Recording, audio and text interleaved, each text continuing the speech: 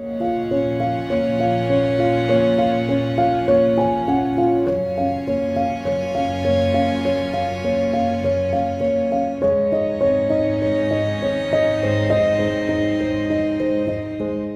really thrilled to be here, and I wanted to start by thanking Chris and Leslie and everyone at the museum for bringing the exhibition. It looks stunning in that space, and I couldn't be more thrilled to have it here in Provincetown.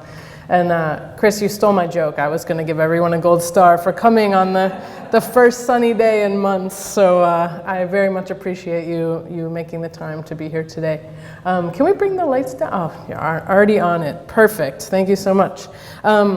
So as Chris mentioned today, I'm going to go through the trajectory of my work from the beginning until now. I'm going to show some early influences and then speak in depth about a couple of different projects I'm working on, culminating with To Survive on This Shore, which is obviously next door.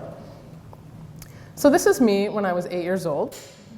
And I grew up in Little Rock, Arkansas, looking pretty much exactly the same as I look now. And it was made very clear to me from an early age that there was something about my gender, something about my presentation that was not what people expected of me. And so from a very young age, I had a heightened awareness around gender identity and expression and presentation in the world. And I like to start my artist talk with this image because the majority of my work comes from my own experiences in the world and from my personal identity. And this is a really important touchstone for the rest of my career and the rest of my work that I'll talk about today. So luckily for me, I moved to Cambridge, Massachusetts when I was 13 with my mom, who's here today. You'll see lots more pictures of her in a little bit. And, you know, I came out as gay when I was 13. I started questioning my gender and identifying as genderqueer and gender nonconforming around the age of 14 and 15.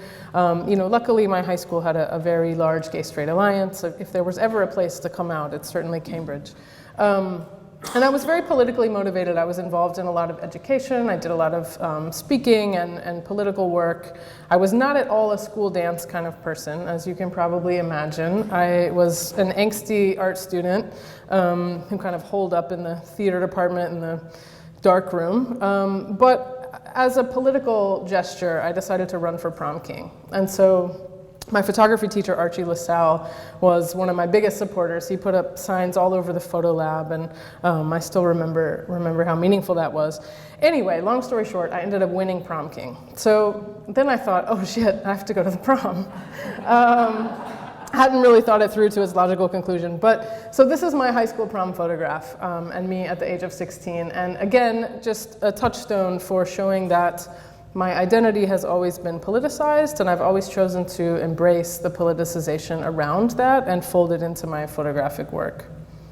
So when I was coming out around that time, which would have been the late 90s, I didn't see a lot of images of people who looked like me that I could identify with in mainstream media sources, in movies and television, and I'm very happy to say that in a relatively short amount of time, I think that's changed actually quite significantly. But for me, the first places that I found images that I could identify with and that validated my identity was in fine art photography books. And so I discovered work like this by Catherine Edelman, who I'm sure you all know, who was a very significant influence for me. Work like this by Diane Arbus. I found books like these two, Body Alchemy by Lauren Cameron, which was one of the first photographic books of trans men that existed, and the Drag King book with writing by Jack Halberstam and photographs by Della Grace Volcano. And then I also discovered books like these. The one on the left I discovered, it's called Reframings, New American Feminist Photographies. And this book was important to me because I discovered a lot of female artists who were making work that was socially and politically motivated and engaged. And that was really formative to me as a young person. The book on the right, if you recognize it, you'll know it's not from this time period. This is a more recent anthology, but I put it in here because I feel it as if I was coming of age now, this might be the parallel book that I would find. And so seeing these representations in books and seeing fine art photographs and other media that was specifically about something political and that could very powerfully validate an identity was really significant to me and formed the trajectory of my work in many ways. So switching gears just slightly, after I finished college, I went to Massachusetts College of Art and Design in Boston, and when I finished college, I got a job at the Harvard Art Museum, and I sat in the collection storage, and photographed the collection for 8 hours a day for many years. And so, you know, these first really significant years out of school, when I was trying to figure out how to be an artist outside of academia and how I wanted to make my path, I was surrounded by this amazing work every day. Old master paintings. I photographed primarily their entire print collection, so I saw, you know, 25,000 prints over this period of time. And so the aesthetic of painting and printmaking, but particularly painting and old master painting, really influenced my work. And you'll see that as I go a little bit further along. So these are some of my earliest pictures. I was making these when I was a student at MassArt. I was just beginning to use a 4x5 view camera, which for anyone who's unfamiliar, it's the kind you put your head under the cloth and it's upside down and it's on a tripod and it's slow. So I was learning to use this camera, and I was making pictures. And when I was making these pictures, I wasn't thinking of them as any kind of project or any kind of body of work. But when I look back at them, it's very clear to me that the seeds of what I've remained interested in are present in these photographs. And for me, that is an interest in people. I was always interested in making portraits. Specifically, I'm interested in making pictures that go beyond the surface to talk about something more emotional or psychological. And then I'm also interested in things like gesture and clothing, and thinking a lot about how we read identity through very subtle cues in someone's body language, and also how they're presenting themselves externally. So again, even though these were very early works, I see a thread of continuity that began at this place. When I was 18, I had chest reconstruction surgery, and I went to Texas for that surgery. And when I got back to Boston, I made this picture of me and my mom, and it was the first time I could physically handle my camera. It was the first picture I made of that experience, and I wanted to make this photograph as a way of understanding myself and my body and this experience that I was going through, but also to capture this moment between us. My mom had been very supportive of me up until this process and was there with me through the surgery. And so I was wanting to capture that moment, but was also very much using picture making as a way to kind of make sense of this new identity I was embodying. So this is the beginning of two important things for me. One is a longer term practice of self-portraiture that you'll see throughout the talk. And the second is that this became the beginning of what I consider my first body of work. So jumping off from that photograph, I began making pictures of the people around me. I was living in Boston at the time. I was part of a very active LGBTQ community, which I was talking to some folks at the opening about last night. There was this sort of magical moment for me and magical community.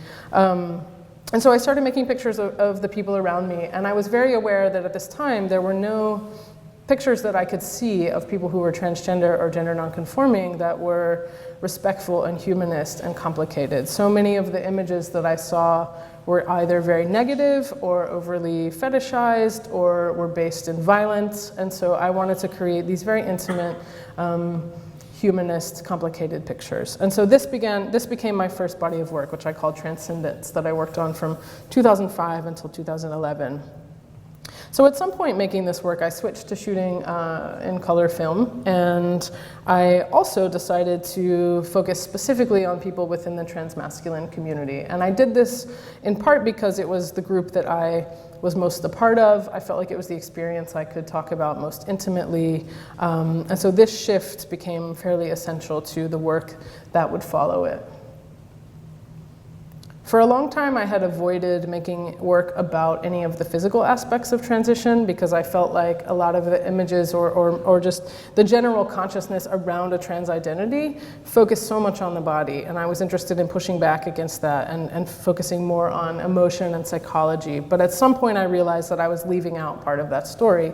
And so I made this photograph of a friend of mine, Mick, injecting his testosterone shot. We were traveling together, and the hotel was just magically, perfectly blue. And I like this photograph for several reasons. One is that it really clearly illustrates a strategy I use in my work, which is a very classical style of photographing with a very contemporary subject matter. And that's something that I've continued to employ going forward. And also for me, this is when the influence of painting becomes incredibly clear to me in my work, where I really shift to looking at things like color and light and gesture as very strong elements of the photograph.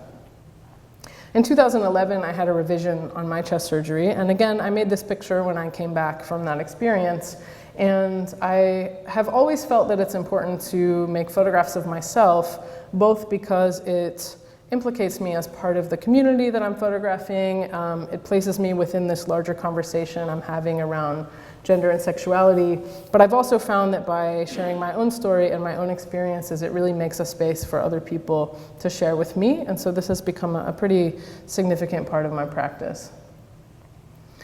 This is Dallas. This is one of the first pictures I made of him. We've worked together several times, and this is a picture of exhibition I had at the San Diego Art Museum, and this was one of my favorite exhibitions, even though it was only one photograph. The curators every summer interject the permanent collection with contemporary work, and so they put my picture of Dallas in this room with Renaissance portrait paintings, and the two here on the wall were called Anonymous Portrait of a Woman, and on the other side of the room they were called Anonymous Portrait of a Man. And so I love this insertion of the photograph because it disrupts this assumption around the gender binary, but also because it links my very contemporary practice of photography with a much longer tradition of portrait making. This is another installation view. This is at the Leslie Lohman Museum in New York, and this exhibition space actually faces the street, so it's best viewed at night from outside, and I love the democratic nature of this exhibition space. So in 2011, I moved from Boston to Chicago to go to graduate school, and I intended to keep photographing for transcendence. And so I found some people, I quickly found some subjects to work with. I started making pictures, and I realized very quickly that my interests had shifted rather significantly. I was no longer thinking about one particular identity or trying to photograph people within one particular group, but I started to be interested in the process through which we each come to understand our authentic selves, and then how we connect with other people from that place. So I was trying to make work about something that in many ways is harder to photograph and harder to visualize. So there are a lot of portraits in the project. There are also some still life images such as this one, and all of the still life images have two objects together. So it was my way of speaking about a desire for connection or a desire for relationship without simply illustrating couples. I also met my partner Vanessa around that time, who was my collaborator in To Survive on the Shore, and I started making pictures with her. This is the first image we made together, and you'll see that in a little bit that actually grew into its own completely separate body of work. So in this project, I was thinking a lot about things like gesture and pose. One of my ongoing interests in this work is around gentle masculinity and being interested in people who have found a way to embrace masculinity in a way that's more nuanced and complicated than what we're typically taught. That last picture was made in Provincetown. I should have said that before I moved along. That's, if any of you know Hunter Ohanian, that's him in the background, naked and reclining. Another one of the stills. This is another self-portrait. So in this body of work, there are quite a few literal self-portraits. I also think of the work as a whole as a kind of extended self-portrait, because so much of it is about who I'm drawn to, who has a kind of energy that I resonate with, and who I kind of want to look at and want to look at me. And so there's a lot of this exchange in this work, but there are also literal self-portraits, of which this is obviously one. And it was interesting, I had this photograph on view at the National Portrait Gallery, and as part of that exhibition, I got to give a talk. And when I was giving a talk, someone essentially asked me what it was like to be nude in the museum. And I thought it was a really fascinating question, because whether or not you view this as nude depends entirely upon how you read my gender identity and presentation. And so I kind of, what's the word? I don't play sports, lobbed the ball back in his court. I basically asked him, why do you think this is nude, and how do you read my gender? And it sparked this really interesting conversation. In this image in particular, I'm playing with, I know it's actually an art historical pose in a lot of ways, but my more immediate reference was the kind of, beefcake grinder profile picture, and really playing with that kind of assertion of sexuality and androgyny, and presenting that back to the viewer to kind of ask them to engage with that. I was also thinking a lot about gesture and what kind of gestures imply intimacy.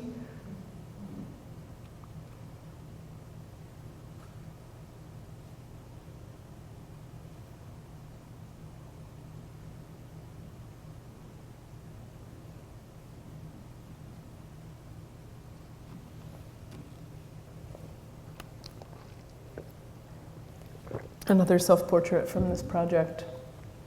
So in 2015, I released a book of this work that encompassed 4 years of photographing from 2011 to 2015.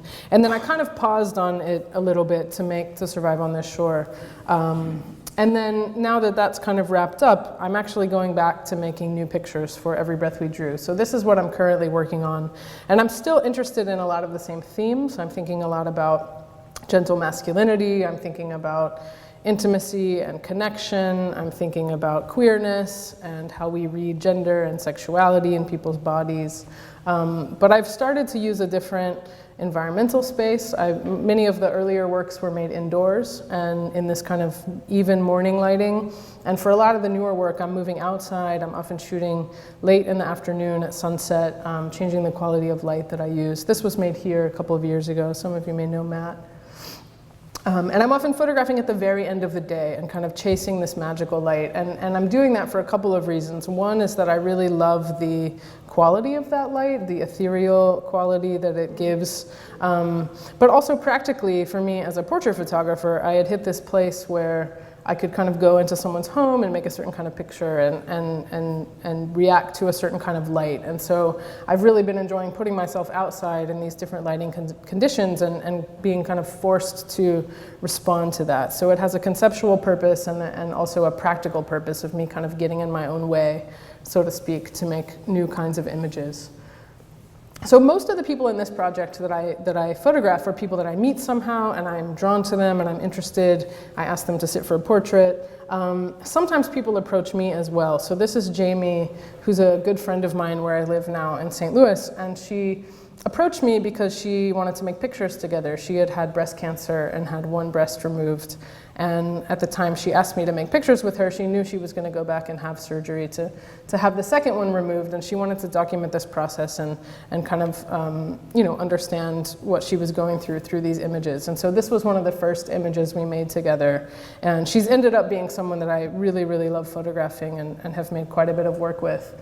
This is another picture of her with her partner Anne that's, I think, maybe sadly still my favorite picture in the past couple years. I keep trying to make one that I like more, but I'm attached to this one.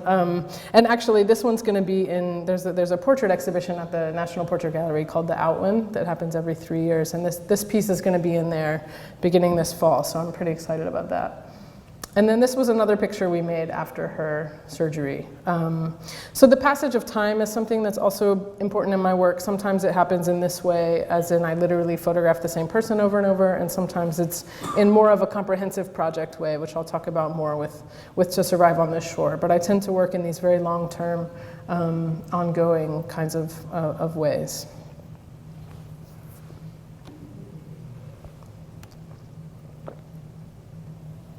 For all of my work, this is true for Every Breath We Drew and also for To Survive on the Shore, I work very slowly. My camera is always on a tripod.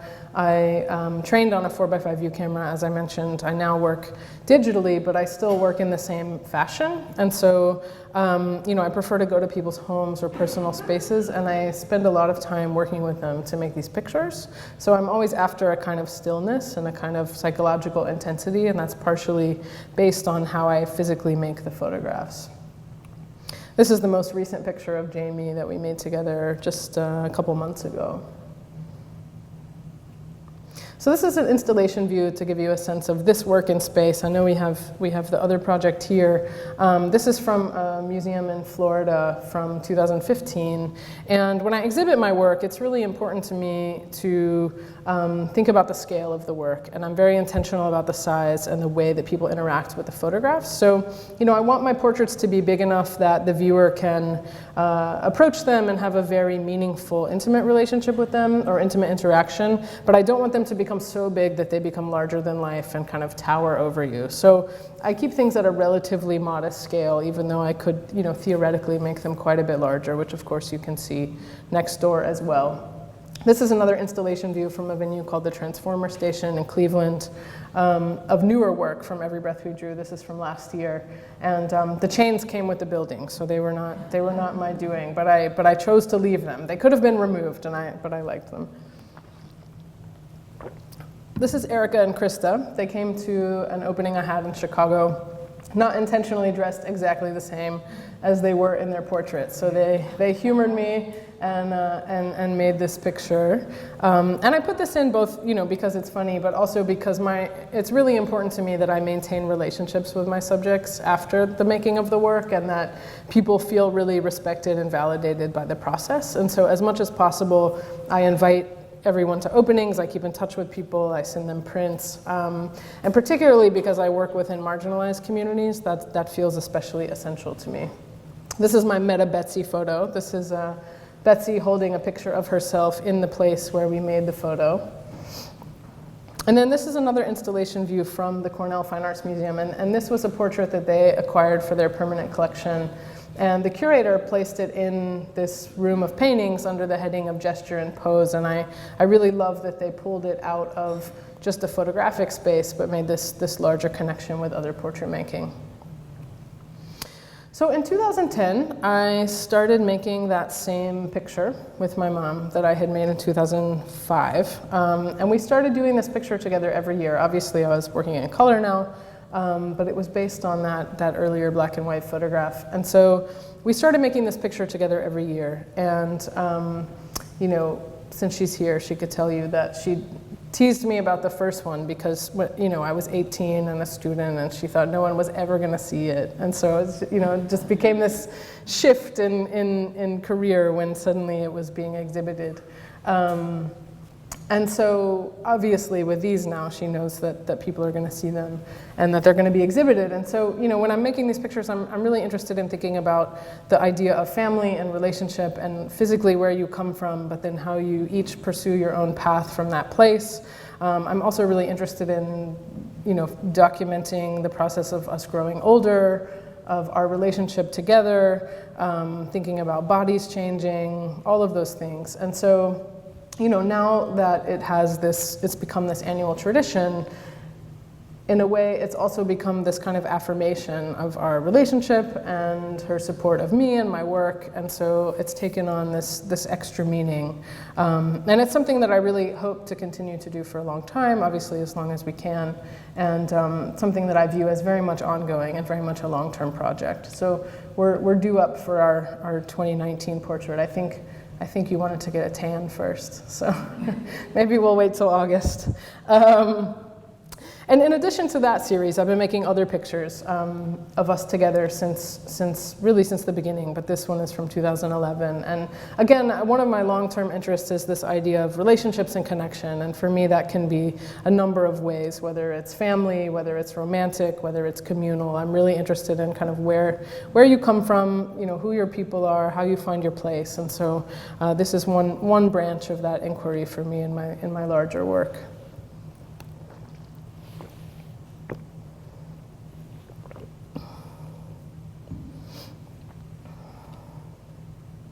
So I mentioned in 2012 I met my partner Vanessa, and I started photographing her quite a bit, and I actually thought that this work was part of Every Breath We Drew because, I conceived of that work as being about relationships and connection and intimacy, and I thought, oh, this is a perfect fit. But at some point I realized I had like 20 or 25 pictures of her, pictures of me, pictures of us together, and so it really grew out to become its own body of work. So this is something that we've been working on since 2013, and similar to the work with my mom, something that I view as incredibly long-term. It's not something I've exhibited or shown because I really view it as requiring a significant passage of time to become complete.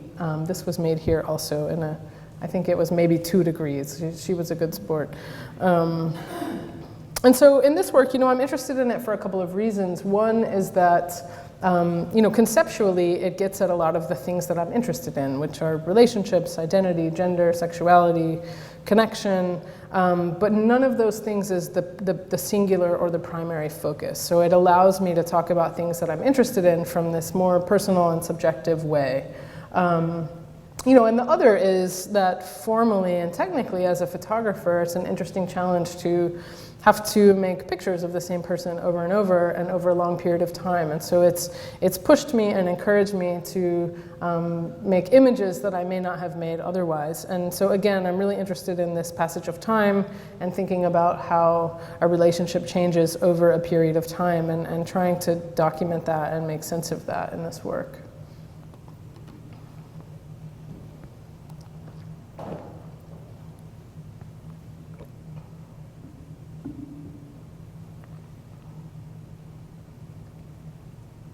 I don't know why I feel compelled to point out all the Provincetown photographs to you all, but this was also one of them. I feel like I'm having some like Provincetown authenticity moment. I'm not sure what it is. This was made 2 summers ago here, just more or less across the street. So we have a tiny human now. This is the newest development in the personal life. And so I also photographed Vanessa through this process. And when I started making these pictures, I was really just thinking of it as, a continuation of work that I was making and a natural documentation that I would do and have always done. And I very quickly realized that there is a lack of this kind of imagery of queer parenting and transmasculine parenting. And so I'm very interested to see how this develops over a longer period of time. This is a picture I made of us in the hospital. This was about 48 hours after our daughter Eleanor was born, and at least 60 hours after we had slept at all. So Vanessa says she gets some kind of prize for letting me show this picture so publicly. But it's one of my favorite ones. I really love that I captured this moment. And again, I'm still kind of pondering all of the layers of conceptual inquiry into this work, but a lot of it was just a very instinctual drive to document these moments. So it's been a relatively short amount of time. Eleanor just turned 1. And like I said, I haven't exhibited any of this work yet because I really view it as a longer term undertaking. However, one caveat is that I'm working on a show at the National Portrait Gallery for 2021. It's called Kinship, and it's going to have some pictures of, we're not totally sure yet, but some pictures, I think, of me and my mom, and some of Vanessa and Eleanor, and so that will be the debut of some of this family work. But again, I view it as incredibly long-term and ongoing.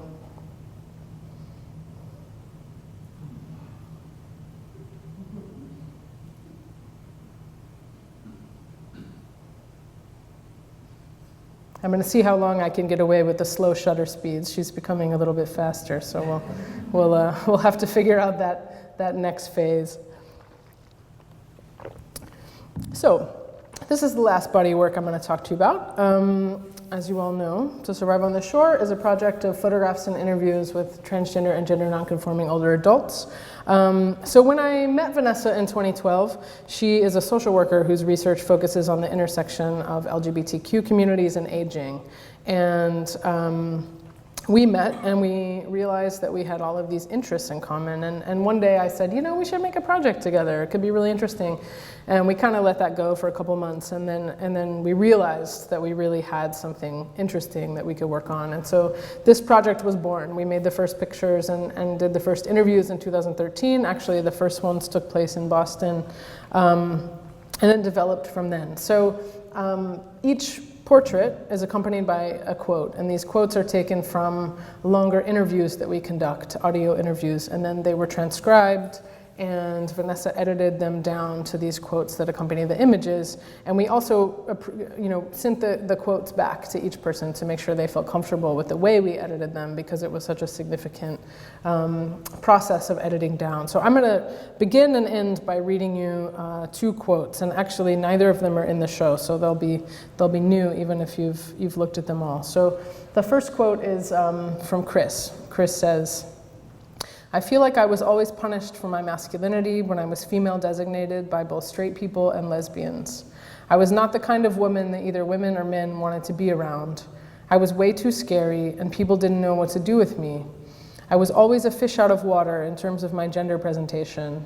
So in a huge way, my transition has been like nirvana. For it to get all aligned with me and then have the world treat me well while I'm aligned has been amazing. I mean, just really amazing for me. So I lived in that lesbian world, even as it was difficult to do. I actually gave birth to both of our children, which was never inconsistent with my sense of still being a man and being pregnant, and I know that many people can't understand that, or they might have some understanding, but it was not inconsistent for me to be with my male identity and want to have children. Integrating all of our identities as a family has been a journey. So my spouse and former spouse identify as lesbians. My kids identified as part of a lesbian family.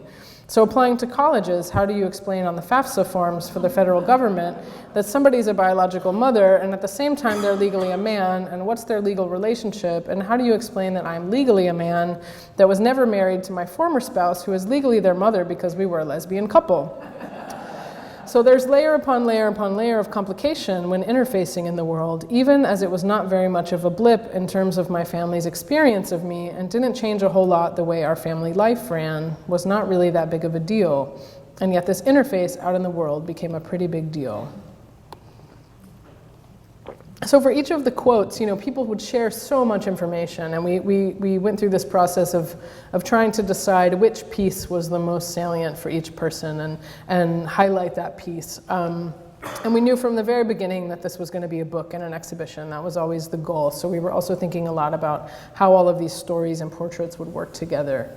From the very outset, we were committed to diversity in a number of ways. So we sought diversity in terms of race and ethnicity, gender identity and expression. We sought people who were female to male identified, male to female identified, identify as non-binary or genderqueer, such as Justin Vivian. We sought diversity in terms of socioeconomic status, geographic location, and life narrative. So we, traveled all around the country. We went to big cities, small towns, really made an effort to go off the beaten path, places that you don't often think of as having large LGBT populations. Some of the people in the project transitioned as early as 1971. Other people transitioned as late as 2016.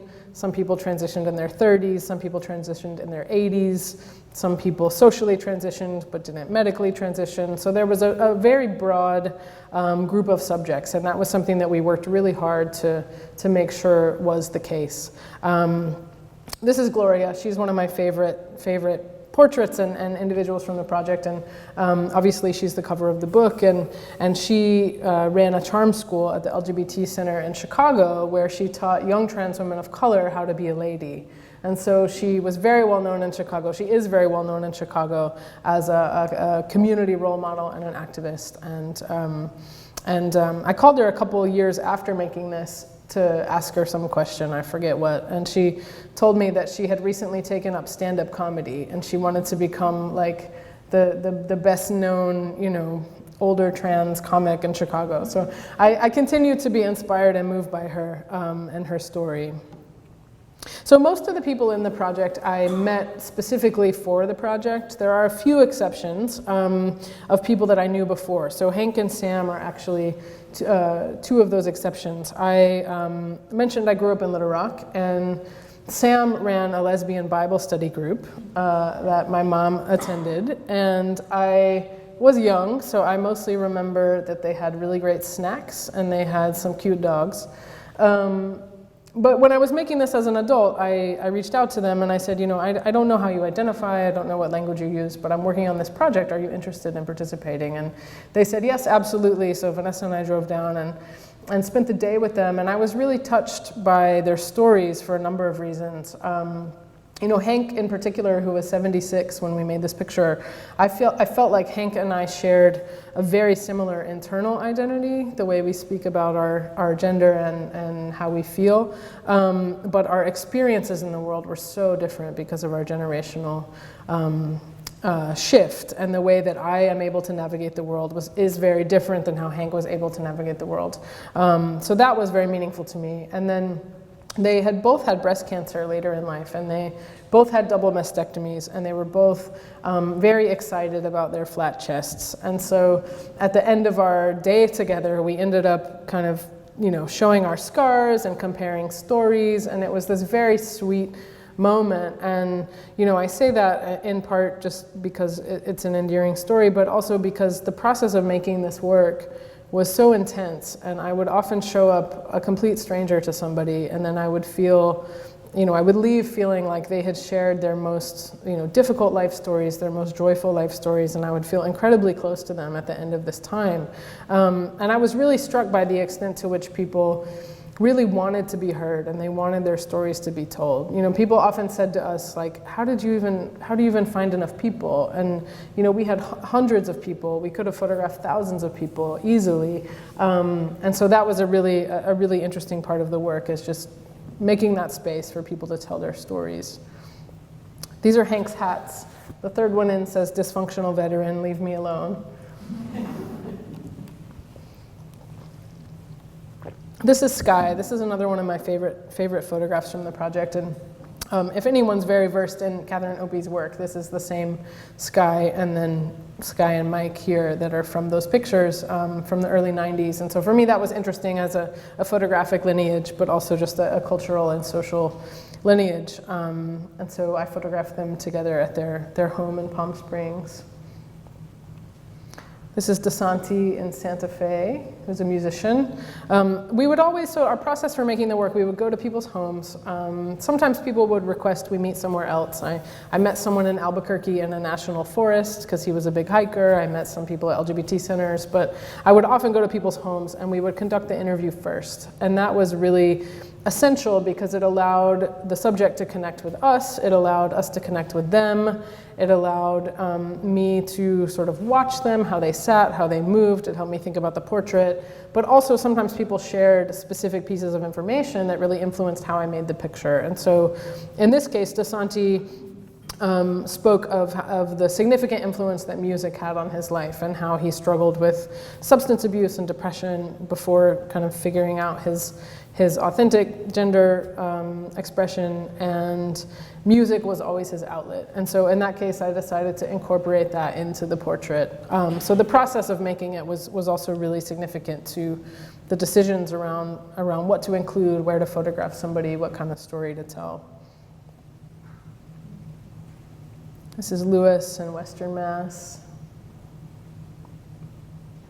This is Jude. At the time of making this picture, he was 75, and he was someone who had transitioned in 1971. And I mentioned we sought diversity in terms of life narrative and when people transitioned, and a lot of the other trans men in the project specifically referenced Jude as the first trans man they had seen and the first person whose story they had read. And so there were these really interesting generational layers that emerged, not only in terms of chronological age, but in terms of when people came out, when they were speaking about their stories. This is Jude when he was 32. This is Aden in Washington State. So we sought the subjects in a variety of ways. In the beginning, we started by working with a few people we knew, and that spread rather significantly through word of mouth over a couple of years. And then we received some press around 2015 that really exploded it, and that got us attention on a national scale. But I also went, the reason I'm pausing on Aden is I went to several trans conferences and presented the work and met people there. And so Aden is the founder of a very well-known trans conference in Seattle called Gender Odyssey. And so I photographed him while I was out on that trip. This is Duchess in Los Angeles. If you haven't read her quote yet, it's one of my favorites, but it's next door, so you can see. This is Bobby, who is 83. She transitioned when she was 71. Unfortunately, Bobby has passed since the making of this project. But I really loved her quote and how she talked about like picking up men at a bar and this kind of like dating scene, which was really great. I think, when people think 83-year-old trans women, I don't think they picture like them, cruising a bar. So we wanted to include that, and that was actually one really important piece. We wanted to make sure that we were not just telling one kind of story. We actually wanted to really complicate the narrative. And Skye, in Skye's picture, for example, he chose to wear his leather because he was a really significant part of the leather community and wanted to assert that sense of sexuality. So as much as possible, we tried to kind of honor everyone's specificity and not fall into a kind of more stereotypical approach. This is Suki in New York. This is David in Hull. He's one of the only out transgender ordained ministers in the United Methodist Church. He also transitioned in 1971, but didn't come out publicly until 2009, and received a lot of, or experienced a lot of fallout when he transitioned and came out publicly, and ended up losing his congregation, moving across the country, losing relationships with some of his children. So there was a lot of loss, but also he remains a very outspoken support and activist for a lot of people. This is Caprice in Chicago. This is one of my favorite pictures, although I'm pretty sure she had set up the whole scene in her head before I got there. She had planned it all out, so I kind of just had to take the picture. This is Debbie and Danny in St. Joseph, Missouri. It's a small town north of Kansas City, and when I met them, Danny had a stroke. He had a stroke and went to the hospital, and he was essentially ignored because he was trans. So he lay there for 24 hours where he had another stroke that sustained fairly significant damage. So at the time that I met him, he was recovering from this. And one of the things we tried to do in this project is tell stories of struggle and difficulty, but not only tell those stories. We also wanted to tell stories of joy and resiliency and chosen family and creativity and all of these other pieces. But I did feel like it was important to put both of those things in and talk about that. And particularly when I show work in New York or Boston or Provincetown or Chicago, like, people are kind of appalled that this still happens, but of course it does, and it's very different in different parts of the country. And so we felt like it was important to include the difficult stories as well as the joyful ones. This is Tony in San Diego. This is Grace, who you might know. She has been the executive director of Bagley for a really long time, and she's the other exception. I knew her when I was in high school, and she was actually one of the very first portraits I made for the project. So I'm going to close by reading Grace's quote, and then talk a little bit about the launch of the project, and then I'll open it up for questions. So Grace said, "I always felt more like girls, like women. Even when I was watching movies or television shows or reading books, the female characters were the ones that I identified with just sort of instinctively. So I knew I was born male, but I certainly was a feminine boy growing up, a genderqueer boy, and was harassed and bullied and got a lot of negative attention because of that. I was assumed to be gay from the earliest get-go as well, even though it wasn't talked about then in the 60s. So I was called all the names associated with that: sissy, faggot, fairy, all of that. I didn't feel like I was transsexual. I didn't have that profound sense of body dysphoria that lots of transsexuals report, even though there were things that I wanted to change. So the way I understood that and was able to express that in the 80s was maybe what we would now call genderqueer. That term wasn't used then, but I lived in another gender space. I just was living in this third gender space. I didn't see it as on my way to anything. I've been lucky to have people in my life who have been supportive of me in my journey, wherever that would lead me. So it was less about giving me guidance on a specific path and more about people who have said, your identity is evolving and that's a wonderful thing, and we encourage you to explore that and go with that. I still see myself as on a journey. When I received an award a few years ago at a conference, I said, in the 60s they called me a sissy, in the 70s they called me a faggot, in the 80s I was a queen, in the 90s I was transgender, in the 2000s I was a woman, and now I'm just Grace. So her quote is one of our favorites, perhaps for obvious reasons, but I particularly love how she talks about not only her journey personally, but also within this larger social and cultural space, which is definitely important to the project. So I mentioned we got some press early on in the making of this work. These pictures ran in an article in the New York Times early in 2015, and that attention was very significant to us finding subjects. I got hundreds of emails from people all around the country wanting to participate, wanting to bring us to their town. you know, of course, the New York Times has a specific readership, so we made an effort to find subjects in a lot of other ways as well, but this proved to be really essential to the actual making of the work. And then from this moment, we kind of paused on the press until this fall, which you'll see. So this is one of the first exhibitions of the work. This was in a group show at the Museum of Contemporary Photography in Chicago, and simultaneously with this show, we organized a satellite exhibition at the local LGBT center. And so this duality is something I'm really interested in with this project in particular, is having it in a fine art space, but also having it in community spaces, because there is a very significant educational and activist elements of the work, as well as the fine art component. So I loved that these happened at the same time, and you know, they were about 4 miles apart, which in Chicago is, you know, like an hour and a half. So they were like totally different communities interacting with the work, and I was really excited about that. So we released the book last fall, and it was really important to me to send everyone in the book a copy of the book. You know, photography books are not cheap, and a lot of the people that we worked with in this series were low income and wouldn't have been able to get one otherwise, and so that was really critical to me, that everyone get a book. And as I would send them out, I would get these pictures back of people with their book and sometimes holding their page. And I would learn at future openings that like all the subjects know their page number by heart, which like caught me by surprise, but was very sweet. And so that was a really touching moment. You know, because this work is so centered on the subjects as opposed to Every Breath We Drew, which is really about me in a lot of ways. Because this is so much about telling other people's stories, we tried to stay true to that even in the book launch events and the publicity events. And so this was a book release we had in Chicago, and instead of us lecturing about the work, we invited several of the subjects to tell their stories, talk about being in the project. And that's a model that we also did at an event in Cambridge, and we do as much as we possibly can to really continue highlighting those stories. This is a shot from an art fair in Chicago called Expo Chicago. The portrait of Gloria was up, and she came to spend the day and be there for the book signing, and no one wanted me to sign the book at all. They all wanted Gloria to sign the book, and so she had her sort of star moment, which was very sweet.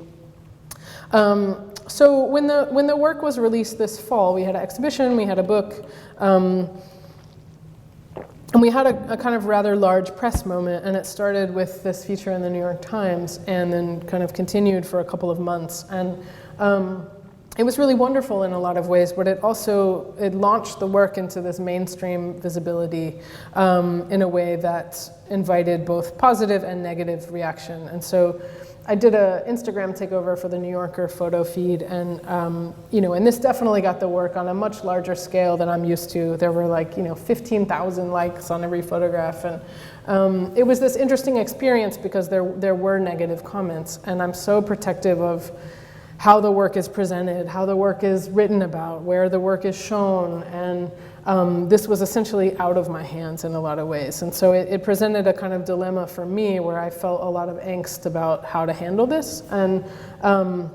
you know, and I reached out to the subjects and checked in with them. And for the most part, they said, we've heard it all before, no big deal, like it's fine. But it was just this like, yeah, I mean, we all know how lovely the internet can be. It was, you know, overwhelmingly positive, but the negative comments were just really nasty. And that's sort of a difficult thing for me to figure out how to handle. So this was the exhibition we have here. This is at the Originating Gallery in St. Louis. And again, at the opening, we invited the subjects to come. This is Steph, who's local to St. Louis. And some of them traveled. This is John, who lives in a very, very small town in Arkansas. And he's incredibly active with trans communities online, but he had actually met very few trans people in person. And so he really found it meaningful to come to the opening. So whenever I have an exhibition, I try to organize as much programming as possible. So this was from the same show in St. Louis. We had a lot of class visits. We had groups with families with trans kids. We had a variety of people pass through the exhibition and have events in the space. We organized a storytelling event for local trans and gender nonconforming folks in partnership with some nonprofit organizations in the area. And so for me, I always hope that the exhibition and also the book, but especially in a physical exhibition space, is the beginning of dialogue rather than just the end point. So the work exists as the exhibition and the book. I also created a limited edition portfolio that has 12 photographs and texts. And this was available exclusively to university and teaching museums. And there was an edition of 12, and I'm really excited that they're all placed in collections around the country, and they're being shown and exhibited and taught from. And so that's really exciting to me that they're being put to use in that academic setting and also outside of art and photography, but across all departments. This is an installation view of that portfolio at the Tang Museum at Skidmore. And then the very last piece of this work, there's also a more direct advocacy piece and archival piece. So, you know, we generated this massive amount of oral history and edited down rather heavily. So we're donating the full interview transcriptions to several LGBT archives around the country to preserve that. We photographed 88 people, and so photographed and interviewed 88 people. So it's a rather significant amount of oral history. Vanessa is also writing some scholarly research articles from the material, so that will make its way into social work practitioners and researchers. And then we're collaborating with several nonprofit organizations to do advocacy and educational campaigns. So this was a poster we created with a group called Open House in San Francisco, and this was sent to policymakers to protest the removal of a question about sexual orientation and gender on the National Survey of Older Americans Act participants. So they approached us and said, can we use your pictures? We said, sure, and they made this campaign. We also worked with a group in Boston, the LGBT Aging Project, to use the work to develop a training module for older adults in senior centers and nursing homes who might encounter trans peers. And we are also, in the process of working with SAGE, which is a group that works with LGBT older adults. And so, there is, of course, the fine art exhibition, there's the book, there's the academic portfolio, but we also want to get the work out in the community as much as possible. So we're very open to anyone approaching us and wanting to work with us to use it in any way that they can for education and activism. So I think with that, I will pause there, and I would love to hear your questions. Thank you so much. Any questions? Just want to say that the show is beautiful. And, as I said earlier, when I saw you, we graduated from MassAct together, and it's just been a pleasure to see the spread maintain itself and continue and grow through your work and what you're talking about, what you're doing, what you're living. So, thank you. Thank you for the work. Thank you, I appreciate that. It's fabulous, yeah. Have you ever had any negative experiences with the models or with people who you thought were going to be a subject and it ended up just completely not working out for, a number of reasons? Or? Yeah, that's an interesting question.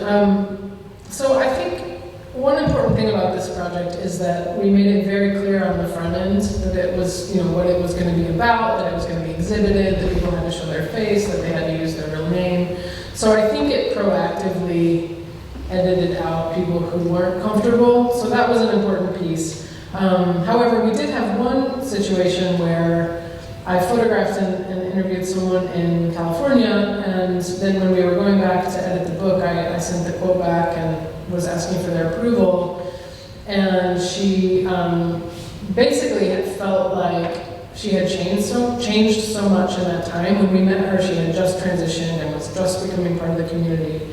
And she didn't feel like she felt embarrassed by something she had said. So we just mutually decided to remove that from the project, and she was totally fine with that. And, but like I said, that was like one of 88. And we didn't have a lot of issues with that. When we were editing the quotes, we would have funny things like Duchess emailed or called me and was like, I don't say okay that much, because every sentence is like, this is how I feel, okay? This is how I feel, okay? And so we left like 3 or 4 until we did like 25, and she was like, I don't speak like that. And so we were like, okay, we'll tweak it. So it was, the feedback was more like little things like that. Yeah. You know, I will say that, you know, not everyone is familiar with sitting for a portrait rather than, you know, the sort of Facebook high-angle selfie moment that we're in. And so there were some times when I had conversations around like what a portrait means and how it's not a glamour shot. And,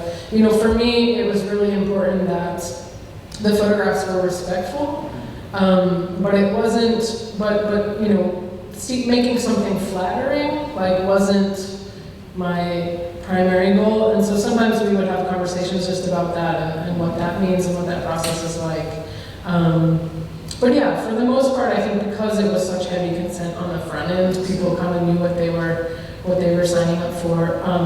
We did have a difficult moment at the end, so it was my intention to do a lot of research and be very careful on the front end about who we photograph and include, because I wanted to include everyone that we photographed because people got very attached to being part of it, but the project grew so naturally. It grew past the point that was manageable for a book at an exhibition, so we had some difficult decisions at the end, actually deciding, you know, do we publish all 88, do we edit down, and there's some practical considerations in that, but also just conceptually wanting to make the strongest book. And so, you know, and even choosing the edit for the show, it's like, who do you pick? And you know, you try to balance a demographic, obviously choose the stronger photographs, but I think it's an added layer of consideration when people are like emotionally invested in the work. And so that came up certainly throughout, but for the most part, no, I've had everyone, you know, most people feel really excited to be in it, and like I said, we try to collaborate with the subjects as much as possible, and for the most part, it's been really positive.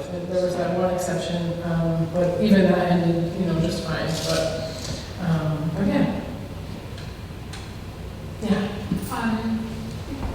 You mentioned in the beginning something that you use for your portraits. You use a 4x5 camera. They're just wonderful. And I'm going to go back and spend another hour in the store. They're really just wonderful. Could you say something about, and you've said a lot, but could you say something more about how you approach doing a portrait of someone and what's involved? Sure, yeah. So I used the 4x5 for about 10 years. This newer work is actually a medium format camera, but it's a very, I interact with it in a similar way. You know, for me, when I make a portrait, it's really important to carve out a kind of quiet space where I can connect with the person. I don't like a lot of people around.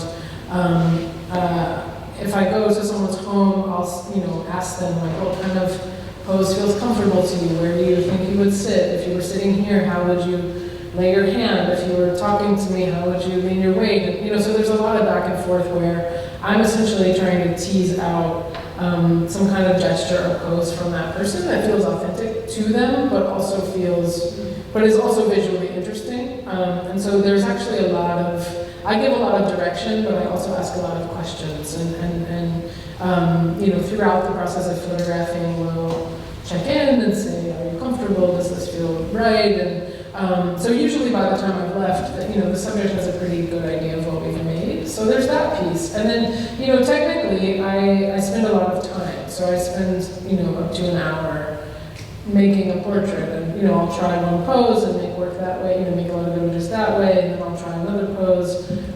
But it's I construct my portraits very formally, which is why I spoke about painting. It's almost like I pay equal attention to the background and the light and the color and the gesture as I do to the person. But of course, at the end of the day, you want those to meld and the portrait to feel authentic. So that's a bit about the technical side. I use all natural light. I use slow shutter speeds. I travel very light. I have my camera, my tripod, and me. I don't like to I don't bring assistants. I don't like to have a lot of other people. And so the kind of intimacy I'm seeking really depends on that moment of being able to lock in with the person that I'm photographing. Do you do much post-editing, or? I do things like, contrast and color, and I do sort of technical tweaks, but that's essentially it. I mean, partially because I trained on a 4x5, with a very formalist faculty at Mass Art. I was taught to do all of my editing in camera, you know, all of my composing, all of my, so I spent a lot of time kind of moving myself, like forward and back and this way and that, and looking at everything. So the post-production I do is you know, very comparable to what you might do in the darkroom. It's not like I don't move things around, I don't tweak angles, you know, so it's pretty, you know, I sort of disdain all the time I spend at a computer, but it's essentially to make it look like it looked when I when I saw it. So so I do some, but yeah, but I spend a considerable amount of time to capture it in real life, in real time. Thank you. Yeah, sure.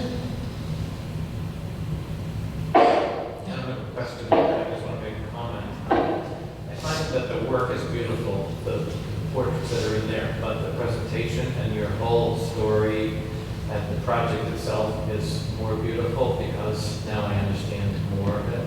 Oh, And thank so you. it has a life of its own, obviously, but your presentation is great. So Oh, thank you. Thank you. I appreciate that.